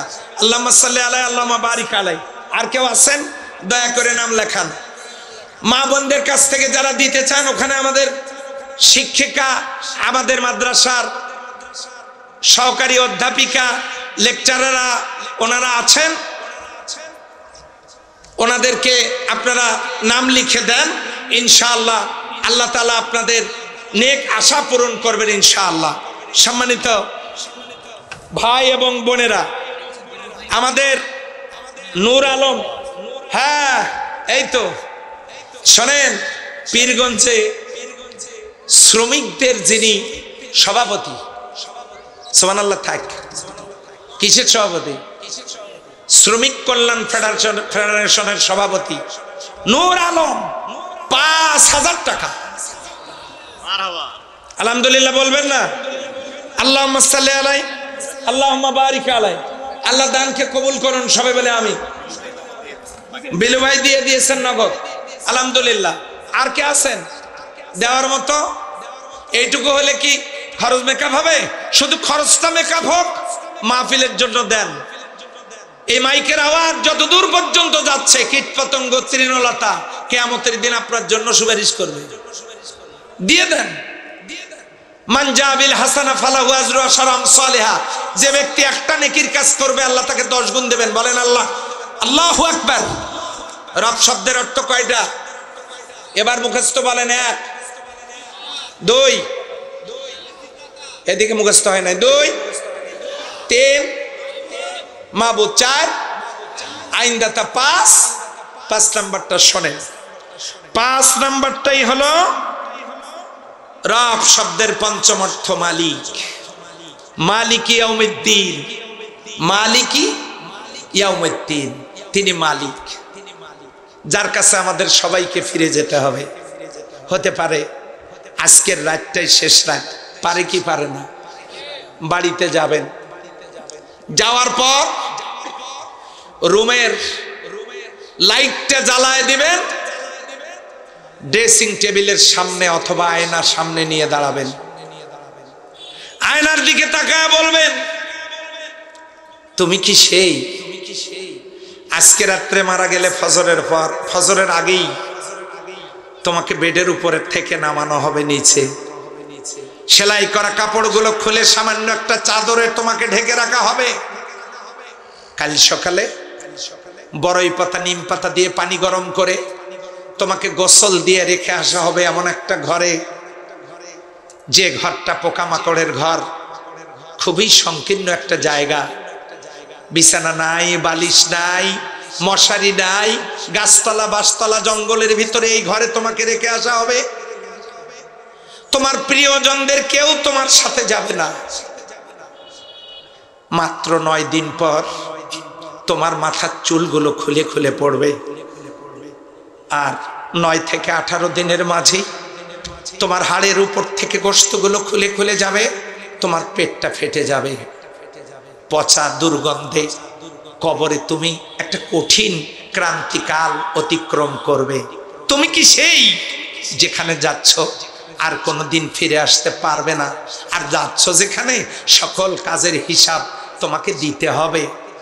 এই কথাগুলো বলার পর আপনি বাল্বটা অফ করে দেন, দিয়ে বেডের উপর শুয়ে পড়ুন। এবার মনে করুন আপনি কবরে আছেন, চতুর্দিকে গাড়ি ঘোড়া চলছে, ব্যবসা বাণিজ্য চলছে, দোকানপাট চলছে, প্রতিষ্ঠান চলছে, বন্ধু বান্ধবেরা খেলছে, কেউ বা ক্লাস করছে, কেউ বা চাকরি করছে, প্রিয়তমা স্ত্রী রান্না বাড়া করে খাচ্ছে, প্রিয়তম স্বামী সে তার কাজ করছে, সন্তানেরা খেলছে, কাজ করছে, সবাই ব্যস্ত। আপনি কবরে পড়ে আছেন। এবার শিওরের দিকে তাকায়া ঘড়িটা হাতে নেন, নিয়ে বলুন, তুমি কি সেই ঘড়ি যা আমার নিজের টাকায় কেনা? এই ঘড়ি আমি এখন মৃত্যু কবরে পড়ে আছি, অথচ তুমি আমার টাকায় কেনা ঘড়ি। আমার মৃত্যুর জন্য 1 মিনিট শোক পালন করে তুমি শোক পালন করতে পারলা না, দাঁড়ায় থাকতে পারলা না। আমার কেনা টাকা ঘড়ি তুমি পারলা না। আপনার নিজের টাকার কেনা ঘড়িও আপনার জন্য 1 মিনিট অপেক্ষা করবে না। এখন আপনি ভাবুন, এই দুনিয়া ছেড়ে আপনি চলে যাচ্ছেন, এই দুনিয়াতে আপনার কি মূল্য ছিল? একটা কানাকড়ি মূল্য আপনার ছিল না। আপনি কার জন্য মসজিদে আজান হলে নামাজে যেতে পারেন না? আপনি কার জন্য, মা বোনেরা কার জন্য পর্দা করতে পারেন না? আপনি কার জন্য সুদের টাকা ছেড়ে দিতে পারেন না? আপনি কার জন্য অবৈধ টাকায় গাড়ি বাড়ি নির্মাণ করেন? আপনি কার জন্য গরিবের টাকা আত্মসাৎ করে সম্পদের পাহাড় গড়েন? আপনি কার জন্য দুর্নীতি করে এই দেশের টাকা দিয়ে বেগম পাড়ায় বাড়ি কেনেন? এই দেশটাকে অর্থনৈতিক দিক থেকে পঙ্গু করে আপনি নিজের ভাগ্য গড়লেন কার জন্য? সব পড়ে থাকবে মাটির উপরে, আপনি আমি চলে যাব মাটির নিচে। মহাবীর আলেকজান্ডার তার সৈনিকদেরকে ডেকে বলতেছে, শোনো, আমি যেদিন মারা যাব তোমরা আমার লাশটা কাঁধের উপরে নিও না, লাশটা তুলে দিও ডাক্তারদের কাঁধে। এই ডাক্তারেরা লাশ কাঁধে নিয়ে যখন যাইতে ধরবে, মানুষ জিজ্ঞাসা করবে এ লাশ কার? তোমরা জানায় দিও এটা আলেকজান্ডারের, মহাবীর আলেকজান্ডারের লাশ। ডাক্তারদের কাঁধে কেন? তখন মানুষ জানবে এই ডাক্তারেরাই তাকে চিকিৎসা করে বাঁচাতে চেয়েছিল, পারেনি। মানুষ বুঝতে পারবে বাঁচানোর মালিক ডাক্তার না। আওয়াজ দিয়ে বলেন কে? মহাবীর আলেকজান্ডার বলছেন, তোমরা কাফনের ভিতরে আমার লাশ ঢুকাবা, গোটা বডি কফিনের ভিতরে থাকবে, কিন্তু হাত দুটো বাইরে রাখবা। হাজার হাজার মানুষের সামনে দিয়ে যখন আমার লাশ যাবে, লোকেরা জানতে চাইবে এ লাশ কার? বলে দিও মহাবীর আলেকজান্ডারে। আহা, মহাবীর আলেকজান্ডার খালি হাতে চলে যাচ্ছে দুনিয়া থেকে, কিছুই নিতে পারলো না। এখান থেকে মানুষ শিক্ষা নেবে, এত সম্পদ থেকে লাভ কি? কিছুই তো নিয়ে যাওয়ার সুযোগ নেই। এরপরে আমার অর্জিত সকল সম্পদ, সোনা দানা, আমার জমির দলিল, স্থাবর অস্থাবর মাল সব আমার লাশ নিয়ে যাওয়ার রাস্তা দিয়ে ফালায় রাখবা। লোকেরা জিজ্ঞাসা করবে সব সম্পদ কার? বলে দিও মহাবীর আলেকজান্ডারে। লোকেরা জানতে চাইবে এগুলো ফালানো কেন? আলেকজান্ডার কেন এগুলো ফালায় রাখতে বলেছেন? তখন তোমরা বলে দিও জীবনের সকল সিংহভাগ সময় যেগুলোর জন্য অপচয় করেছি, যে সম্পদ অর্জন করেছি, যা কিছু অর্জন করেছি, সব থাকবে মাটির উপরে, আর আমি যাব মাটির নিচে। এই যদি হয় দুনিয়া, তাহলে আমাদের কি সিদ্ধান্ত নেওয়া দরকার নয়? ওই কবরে পড়ে থাকবো শত শত বছর, আমার একটা সন্তান আমার কবরের পাশে গিয়ে আল্লাহর দরবারে হাত তুলে দোয়া করুক, যে আল্লাহ আমার বাবাকে, আমার মাকে মাফ করে দাও।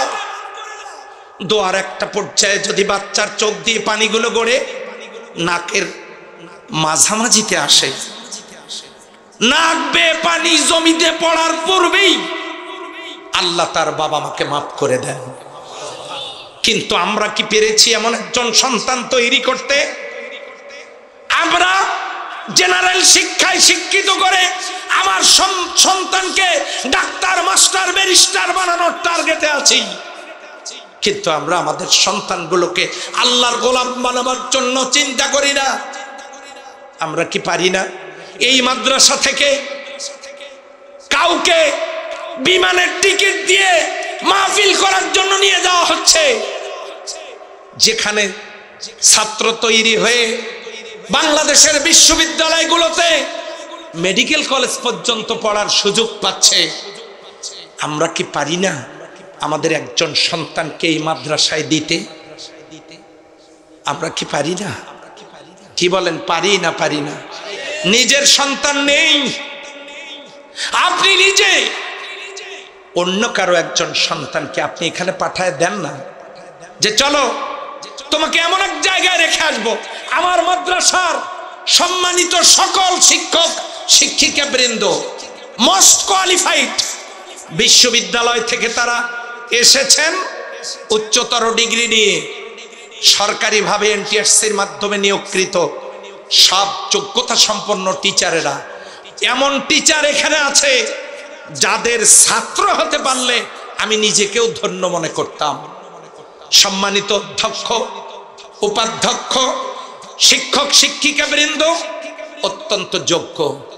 বাচ্চাগুলো আপনাদের, তাদের মেধা বিকাশের দায়িত্ব আমরা নেওয়ার জন্য প্রতিশ্রুতি দিতে প্রস্তুত আছি।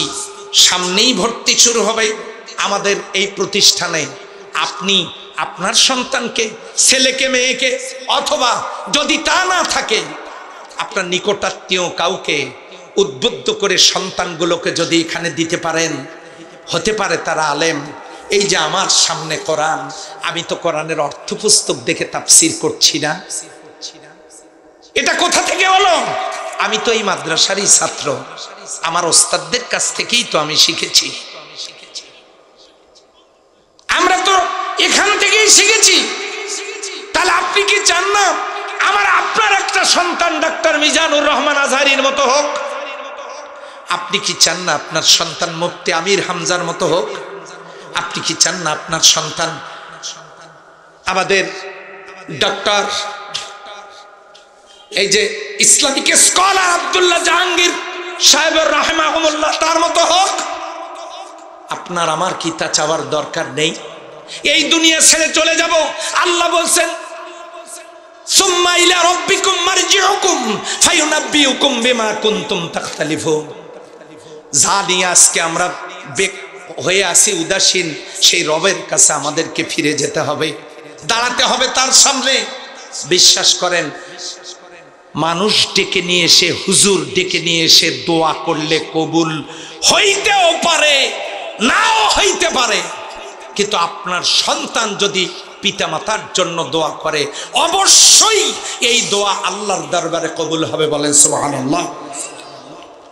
আজকে আমাদের সন্তানেরা, যুবক যুবতীরা নষ্ট এবং পথভ্রষ্ট হচ্ছে কেন? সঠিক শিক্ষার অভাব। শেখানো হচ্ছে হাট্টিমাটিম টিম, তারা মাঠে পাড়ে ডিম, তাদের খেলা দুটো সেই। হাট্টিমাটিম টিম নামক কোনো প্রাণী দুনিয়াতে নাই, শিংওয়ালা প্রাণী কখনো ডিম পাড়ে না। একটা মিথ্যা কথা শিখাচ্ছি, স্কুলগুলোতে সুযোগ সুবিধা দিচ্ছি প্রাইমারিতে মিথ্যা শেখানোর জন্য। আগডুম বাগডুম ঘোড়ার ডিম সাজে, ঘোড়া কি কখনো ডিম পাড়ে? মিথ্যা শিখাচ্ছি প্রাইমারিতে। যে সন্তানকে মিথ্যা শিক্ষা দিয়ে বড় করব, ওই সন্তান কখনো বড় হয়ে সত্যের আশ্রয় সহজে গ্রহণ করা সহজ হবে না। এই জন্য সঠিক শিক্ষার অভাব। এই জন্য আল্লাহ বলেছেন ইকরা বিসমি রাব্বিকাল্লাযী খালাক, পড়ো তোমার রবের নামে যিনি তোমাকে সৃষ্টি করেছেন। 2 নম্বরে বেকারত্ব, কর্মসংস্থান না থাকা। অনেকেই বলে মাদ্রাসায় পড়লে চাকরি পায় না। এটা কি বিশ্বাস করেন নাকি? আপনারা করেন নাকি? আজকেও আমাদের মাদ্রাসার এই মাহফিলে উপস্থিত আছেন আমাদেরই ছাত্র, আর্মি, পুলিশ এখানে উপস্থিত আছে, এই মাদ্রাসা থেকে পাশ করে বেরিয়ে গেছে। অনেকেই বলে সরকারি চাকরি হয় না। এই মাদ্রাসার কতজন সরকারি চাকরি করছে, বিভিন্ন মন্ত্রণালয়ে তারা চাকরি করছে, বিভিন্ন ডিপার্টমেন্টে চাকরি করছে। শহরগুলোতে যখন তাদের সাথে আমাদের দেখা হয়, ওরা যখন পাশে এসে বলে স্যার আসসালামু আলাইকুম, বাবা তুমি কে? যে বাবা চিনতে পারলাম না। বলছে স্যার আমি আপনার ছাত্র অমুক ব্যাচে এত সালে। বুকটা ভরে যায়। কে বলেছে মাদ্রাসায় বললে চাকরি হয় না? Army, police, RAB, BGB, doctor, master, professor তৈরি হচ্ছে। সম্মানিত ভাইয়েরা, এই জন্য আমাদের যুব সমাজ নষ্ট হচ্ছে বেকারত্বের কারণে, কর্মসংস্থান না থাকার কারণে। অপসংস্কৃতির বিভীষিকা, আকাশ সংস্কৃতি, যে সংস্কৃতি আমাদের শেষ করে দিচ্ছে। বাচ্চাগুলোকে মোবাইল ফোন কিনে দিয়েছেন, মনিটরিং করছেন না, বাচ্চারা পড়াশোনা করছে না, বাচ্চার ভবিষ্যৎ অন্ধকার। ইউটিউব, ফেসবুক এবং তারা অশ্লীল অনুষ্ঠানগুলো দেখছে, যেটা সমাজটাকে, আগামী ব্যাকবনকে নষ্ট করে দিচ্ছে। এ কারণে যুবক যুবতীরা ভ্রষ্টতার দিকে চলে যাচ্ছে। পারিবারিক এবং সামাজিক অনুশাসনের অভাব, আইন প্রয়োগকারী সংস্থা না থাকা এবং রাজনৈতিক শেল্টা, নেতারা কর্মীদের হাতে মদ তুলে দেয়, বিড়ি তুলে দেয়, নে একটা সিগারেট খা। হ্যাঁ, এমন দল দেশে আছে না? নাই? আছে না? ওই দলগুলোকে জিজ্ঞাসা করবেন, জবাব দেন, আপনার দলে নেশাখোর আছে কিনা। যদি থাকে ওগুলা করার দরকার নাই। জিজ্ঞাসা করবেন আপনার দলে দুর্নীতিবাদ আছে কিনা, যদি থাকে করার দরকার নাই। জিজ্ঞাসা করেন আপনার দলে নেতা কর্মীরা নামাজি কিনা, যদি বলে আছে তো ভালো, আর যদি বলে নাই তাহলে ওগুলা করার দরকার নাই, কারণ আমরা সবাই মিলে জান্নাতে যেতে চাই। কথা বলেন ঠিক কিনা? আজকে কিশোর গ্যাং তৈরি হচ্ছে কিসের জন্য? এগুলো তৈরি হচ্ছে রাজনৈতিক শেল্টার দেওয়ার জন্য। সেদিন আসতেছিলাম পশ্চিমের দিক থেকে মাহফিল করে, পুলের ওপরে রাত 2:30-3টার দিকে 3-4টে ছেলে পুলের ওপরে ঢোলাঢুলি করতেছে। এখানে পুলের সাইটে গিয়ে বলতেছে, কিরে পুল, তুই কেন জানি সাইটে গেছিস? তার মানে দিনের বেলা পুল মাঝখানে থাকে আর রাত লাগলে সাইটে যায়, খবরই রাখে না। এমন ভালো ভালো পরিবারের সন্তানেরা ইয়াবা সেবন করছে। বিভিন্ন শেল্টার নিয়ে সামাজিক অবক্ষয়, নিজের স্বার্থে যুবকদেরকে ব্যবহার করা হচ্ছে। ইসলাম সম্পর্কে সঠিক ধারণা না থাকার কারণে ছেলেরা নষ্ট হচ্ছে, শুধু দুনিয়া অর্জনের চিন্তা, এ কারণে পথভ্রষ্ট হচ্ছে। আল্লাহ এবং পরকালের ভয় হৃদয়ে না থাকার কারণে তারা বিপদগামী হচ্ছে। অবাধ মেলামেশা, তথাকথিত প্রেমের কারণে নষ্ট হয়ে যাচ্ছে। প্রভাবশালী মহল নীরব থাকার কারণে দেশটা রসাতলে যাচ্ছে। যদি ব্যাপারটা এমনই হয় তাহলে এই দেশটাকে নিয়ে ভাববে কে? এটা পীরগঞ্জ, শহীদ আবু সাইদের পীরগঞ্জ। এই পীরগঞ্জ শহীদ সোহাগের পীরগঞ্জ। এই পীরগঞ্জ কবি হায়াত মাহমুদের পীরগঞ্জ। এই পীরগঞ্জ শাহ ইসমাইল গাজী রাহিমাহুল্লাহর পীরগঞ্জ। এই পীরগঞ্জ খালেদ পীর তাদের পীরগঞ্জ। এই পীরগঞ্জ মাদারগঞ্জ হাসানপুরি পীর সাহেবের পীরগঞ্জ। এই পীরগঞ্জ আল্লাহর ওলিদের, আল্লাহওয়ালা মানুষের পীরগঞ্জ। এই পীরগঞ্জকে, পীরগঞ্জের নাম, মান, শান এখন গোটা বিশ্ব জুড়ে আলহামদুলিল্লাহ বলেন। এই পীরগঞ্জটাকে নিয়ন্ত্রণ করা, এই পীরগঞ্জকে ভালো রাখা আমার একার পক্ষে, আপনার একার পক্ষে সম্ভব নয়।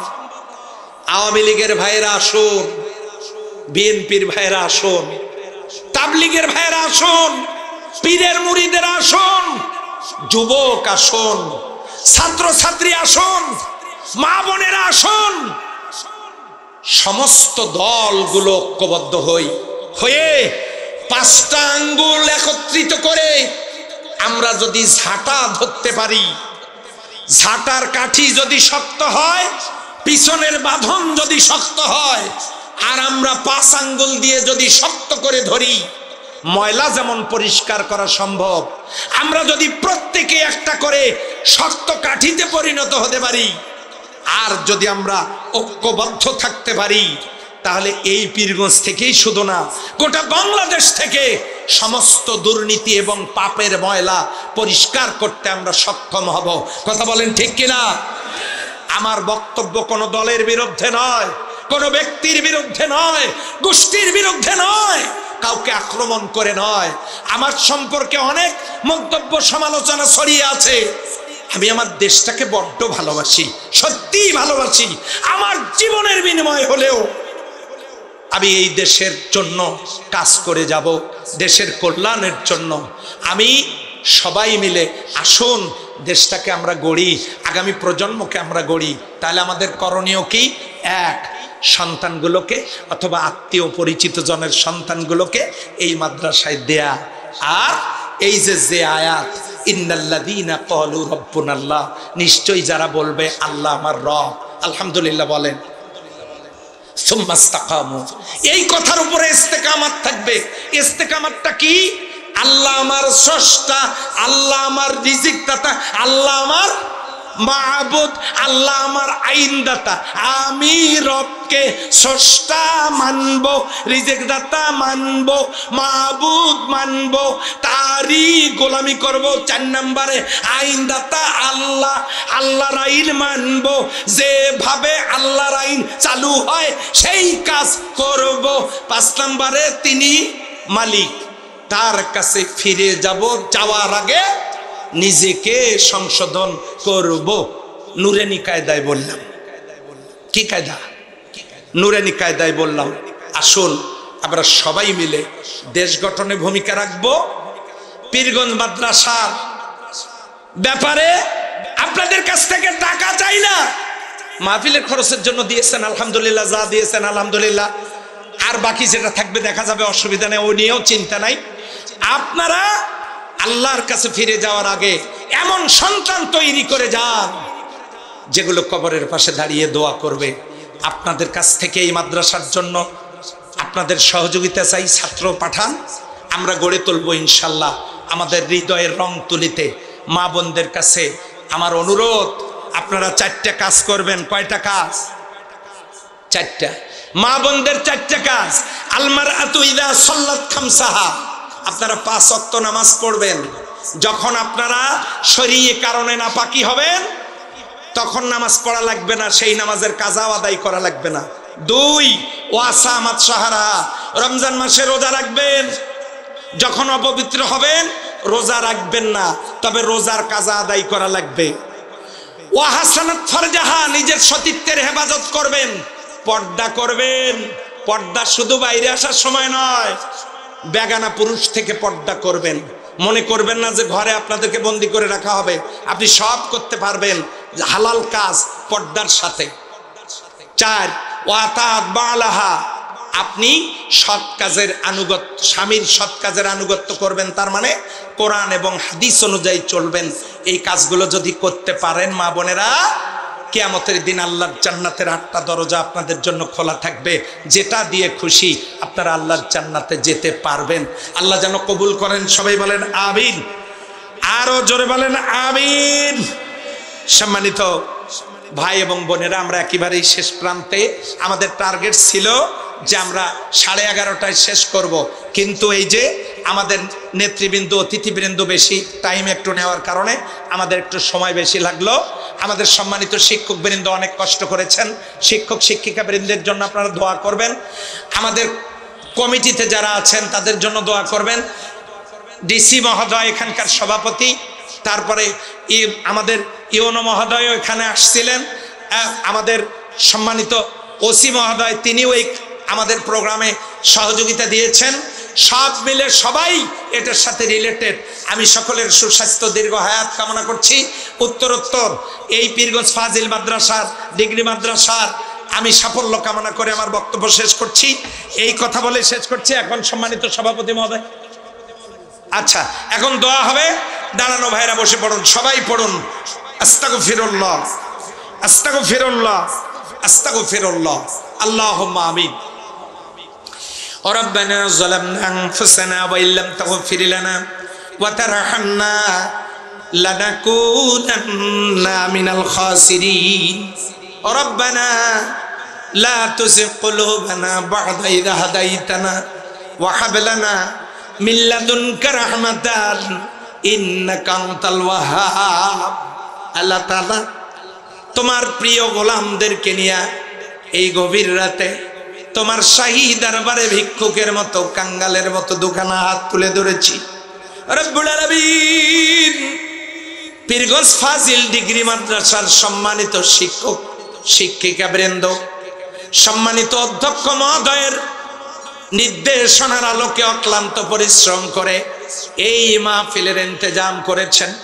রব্বুল আলামিন, এই মাহফিল প্রতিষ্ঠা যারা করেছেন, এই মাদ্রাসা যারা প্রতিষ্ঠা করেছেন, মাহফিলের আয়োজন যারা করেছেন, আল্লাহ দয়া করে এই মাহফিলে তুমি যাদেরকে আসার সুযোগ করে দিয়েছো, কষ্টার্জিত পয়সা যারা দান করেছেন, আল্লাহ দয়া করে সকলের নেক আমলগুলো তুমি মেহেরবানি করে কবুল করে নাও। এর যা সওয়াব আর বদলা তুমি দান করবে সোনার মদিনায় বিশ্বনবী সাল্লাল্লাহু আলাইহি ওয়াসাল্লামের রূহ মুবারকে পৌঁছে দাও। তার আহলে বায়াত, আজওয়াজে মুতাহারাত, খোলাফায়ে রাশিদিন, সাহাবা আজমাইন, তামাম পৃথিবীর মাটির নিচে যত মুমিন মুমিনাত ঘুমায় রয়েছেন, যাররা পরিমাণ ঈমান বুকে নিয়া আল্লাহ দয়া করে তাদের আনোয়ার পরে এর সব পৌঁছে দাও। আল্লাহ তাআলা আমরা যারা হাত তুলে ধরেছি, জানি না কার যেন মা এই দুনিয়ায় বেঁচে নাই, কার যেন বাবা দুনিয়ায় নাই। বাবা মা যার কবরে, আল্লাহ দয়া করে বাবা মার কবরগুলোকে জান্নাতের বাগান বানায় দাও।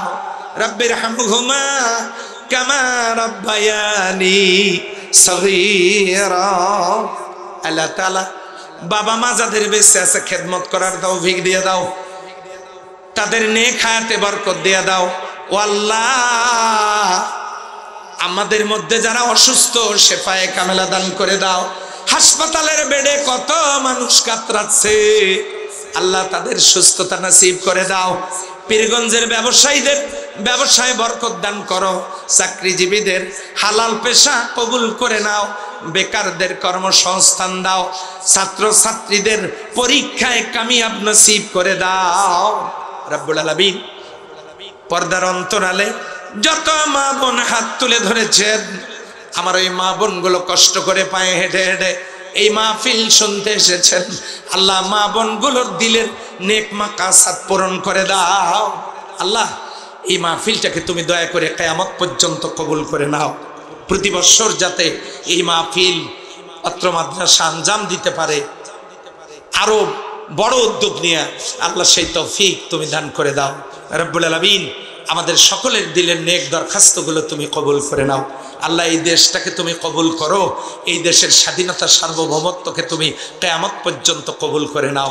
আল্লাহ আমাদের এই প্রতিষ্ঠান গড়তে গিয়ে মরহুম দসিম উদ্দিন মণ্ডল, মরহুম কাজী আব্দুল হালিম, মরহুম মফিজ উদ্দিন মণ্ডল, মরহুম মাস্টার সাখাওয়াত হোসাইন সহ যত আল্লাহ ব্যক্তিবর্গ, সম্মানিত ব্যক্তিবর্গ এই প্রতিষ্ঠানটা গড়েছেন, প্রতিষ্ঠা করেছেন, আল্লাহ তুমি দয়া করে তাদের এই নেক আমলটা কবুল করে নিয়ে কবরগুলোকে জান্নাতের টুকরায় পরিণত করে দাও। রব্বুল আলামিন আমার পাশে বসে আমার শ্রদ্ধেয় স্যার মুস্তফা খায়রুল ইসলাম, আল্লাহ স্যার অসুস্থ, তোমার কাবার মেহমান, আল্লাহ তুমি তাকে শেফায়ে কামেলা হায়াতে তাইয়্যিবা দান করো। অনেকেই এখানে অসুস্থরা ব্যক্তিরা হাত তুলে ধরেছেন, দোয়া চেয়েছেন, আল্লাহ সকলের দিলের নেক মাকাসাদ পূরণ করে দাও। রব্বুল আলামিন এই প্রতিষ্ঠানকে আমাদের দয়ার নজরে, মহাব্বতের দৃষ্টিতে প্রতিষ্ঠানের দিকে আমাদের সবার নেক নজর দেওয়ার তৌফিক দিয়ে দাও, সার্বিক সহযোগিতা করার তৌফিক দিয়ে দাও। আল্লাহ পীরগঞ্জবাসীর হৃদয়ের গভীর কাননে এই প্রতিষ্ঠানটাকে তুমি স্থান করে দাও। রব্বানা তাকাব্বাল মিন্না ইন্নাকা আনতাস সামিউল আলিম ওয়া তুব আলাইনা ইন্নাকা আনতাত তাওয়াবুর রহিম। আল্লাহ তাআলা আমাদের মহতারাম অধ্যক্ষ মহোদয় অনেক দূর থেকে এখানে আসেন দায়িত্ব পালনের জন্য, আল্লাহ তার দায়িত্ব পালনকে সহজ করে দাও। আল্লাহ তাকে তুমি এই দায়িত্ব পালন, আল্লাহ তার উপরে তুমি রহমত নাজিল করে দাও। আমার প্রতিষ্ঠানের সম্মানিত শিক্ষক শিক্ষিকা বৃন্দ যারা দূর দূরান্ত থেকে এখানে এসে চাকরি করছেন, দায়িত্ব পালন করছেন, আল্লাহ সকলের নেক হায়াতে বরকত দাও, পরিবারগুলোর উপরে রহমতে কামেলা নাজিল করে দাও। আল্লাহ আমাদের ছাত্রছাত্রীগুলো অনেক কষ্ট করে এখানে এই মাহফিলের জন্য কাজ করেছেন, স্বেচ্ছাসেবকের দায়িত্ব পালন করেছেন, আল্লাহ তাদেরকে তুমি তোমার দ্বীনের জন্য কবুল করে নাও, তাদের যোগ্যতাকে বাড়ায় দাও, তাদের রেজাল্ট, তাদের যোগ্যতাকে তুমি শানিত করে দাও। রব্বানা তাকাব্বাল মিন্না ইন্নাকা আনতাস সামিউল আলিম ওয়া তুব আলাইনা ইন্নাকা আনতাত তাওয়াবুর রহিম। সুবহানা রাব্বিকা রাব্বিল ইজ্জাতি আম্মা ইয়াসিফুন ওয়া সালামুন আলাল মুরসালিন ওয়াল হামদুলিল্লাহি রাব্বিল আলামিন। সালামের জবাব দেন, আসসালামু আলাইকুম ওয়া রাহমাতুল্লাহ। এই যেগুলো নেন।